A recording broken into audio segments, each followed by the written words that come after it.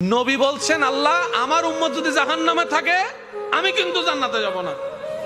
আল্লাহ বলছেন আপনি না গেলে তো জান্নাত উদ্বোধনই হবে না। এবারে মামলা কি দাঁড়ালো? আল্লাহ পাক বলে যে আমি তাহকামুল হাকিমিন নিজেকে বলেছি, বিচার না করলেও তো জিনিসটা সুন্দর হয় না। ও নবী একটা কাজ করেন, ওয়ালা সাউফা ইউতিকা রাব্বুকা ফাতারদাত, আমি কাউকে বলি নাই, আপনাকে না বলেছি। আমার সাল্লাল্লাহু আলাইহি রাহমাতাল লিল আলামিন কারো সম্পর্কে নাজিল করি নাই, আপনাকে দিয়েছি। ওয়ালাল আখিরাতু খায়রুল লাকা মিনাল উলা, কাউকে বলি নাই, আপনাকে বলেছি।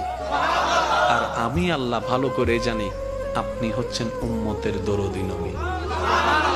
আপনি নিজের জন্য কাঁদেন নাই, সন্তানের জন্য কাঁদেন নাই, পরিবারের জন্য কাঁদেন নাই, নাতির জন্য কাঁদেন নাই, যত কেঁদেছেন জীবনে সবকিছু উম্মতের জন্য।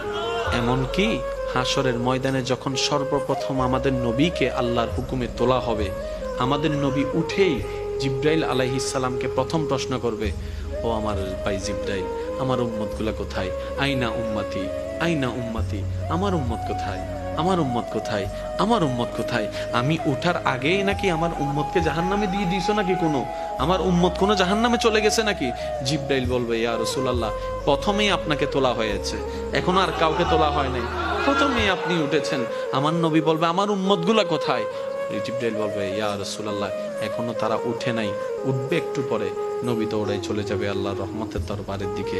সিজদায় যে পড়বে একটাই কথা থাকবে, রব্বি হাবলি উম্মতি।